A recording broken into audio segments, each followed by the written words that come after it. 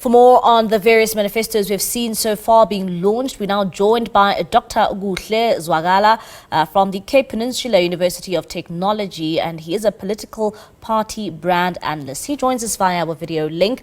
Dr. Kuhle, thank you so much for joining us this evening here on SABC News. Perhaps let's start off here. I mean, we have seen the three biggest parties already launching their manifestos, and quite soon was indeed the ANC, which launched theirs just yesterday. Maybe if you can just, talk to us about the commonalities in which you have seen in these manifestos. Yourself and the viewers. Look, definitely our challenges as a country are quite apparent. So you will find some congruence, some parity between the manifestos of the different parties. However, the three manifestos, as I've perused them, they're slightly differently positioned. So commonalities would be around the known issues I've said: load shedding, jobs, poverty, so on and so forth. So there's definitely commonality, but I believe that from a positioning point of view, they're slightly different. For instance, the AFF is demanding jobs, is demanding land, which this really emanates from their founding principles. Whereas the Democratic Alliance, on the other hand, their plan suggests that the country is in a dire state. They paint a really bleak picture about the country and how they suggest they can solve those. And lastly, of course, the ANC. Their manifesto is slightly more agile in approach. It's more inclusive, it's more inviting, and it suggests that the country's problem won't solely be solved by the government. And looking at, these manifestos, I mean, I just peruse around these manifestos. Quite at the top of the ANC's manifesto is the issue around jobs, and them saying that they will be able to create at least 2.5 million jobs in 5 years. The DA, on the other hand, is also point number one there, in which you see is the creation of at least 2 million jobs. And for the EFF, it seems as if their first priority is, of course, the issue of land, and then second comes the issue of jobs. Do you think that this was expected because of the high unemployment rate that we see in this country, especially with joblessness amongst the youth?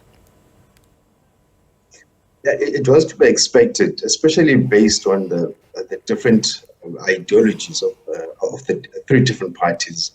But I think the issue of the economy, which is articulated in the ANC's manifesto, I think that precedes any job creation, for instance. So the ANC speaks about fixing the economy, the interest rates, so on and so forth. I think that precedes, because people will lose job in a volatile economy, as it were, right? And as I've said, again, nothing new to be expected from the manifesto of the EFF, the issue of land, which is something quite paramount to the party.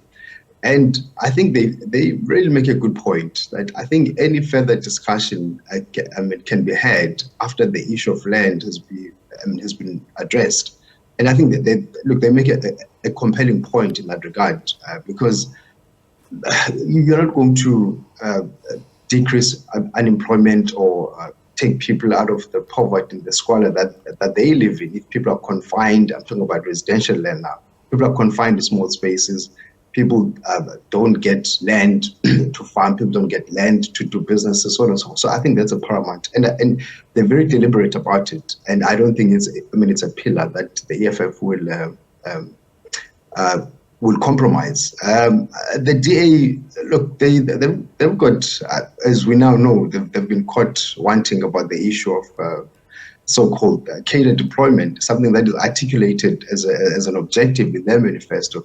I don't think that's quite real. I think people have stated how the double standards as far as this is concerned, but largely the job issue. But they fail to practically, indicate how will the DA solve the joblessness issue. And they're very emphatic on how they've created jobs in the areas where they govern. I think specifically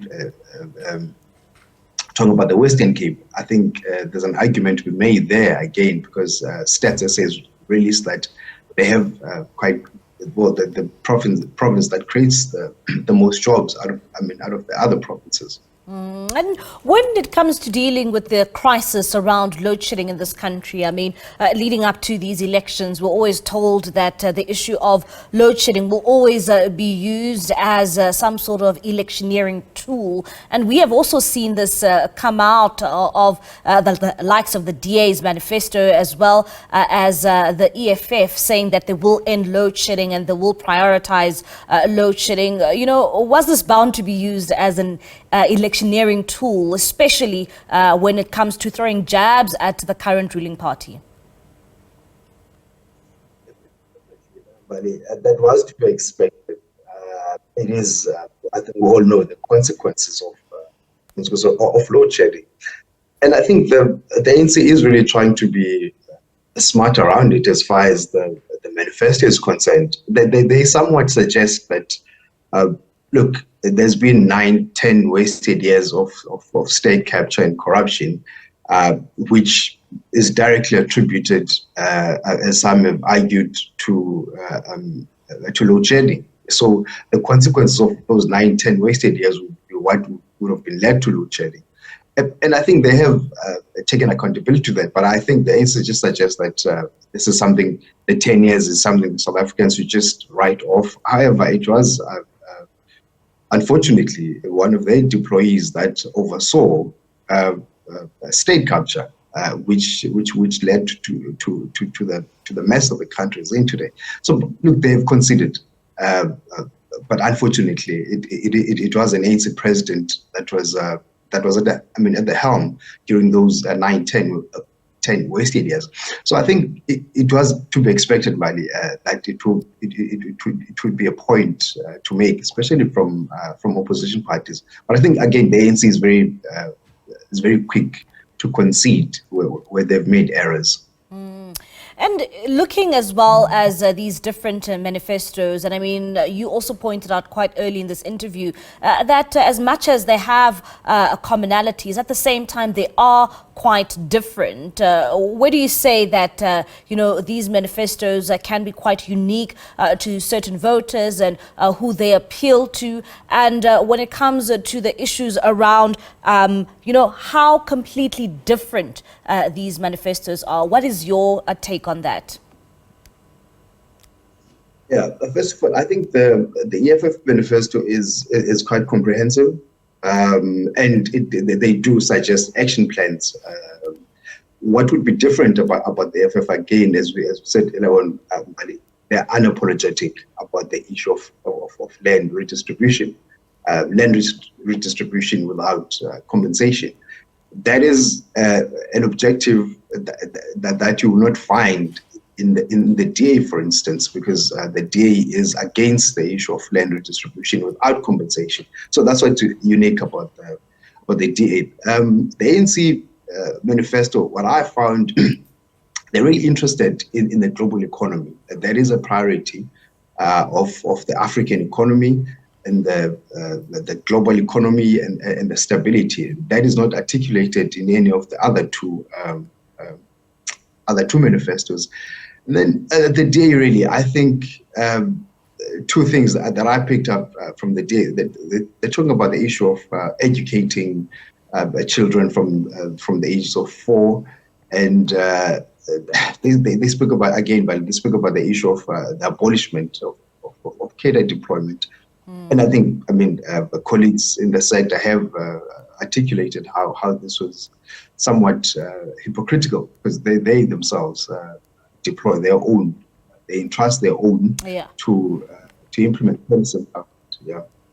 Dr. Kuhle, thank you so much for your time this evening. That is Dr. Kuhle Zwakala. He is from the Cape Peninsula University of Technology, and he is a political party brand analyst.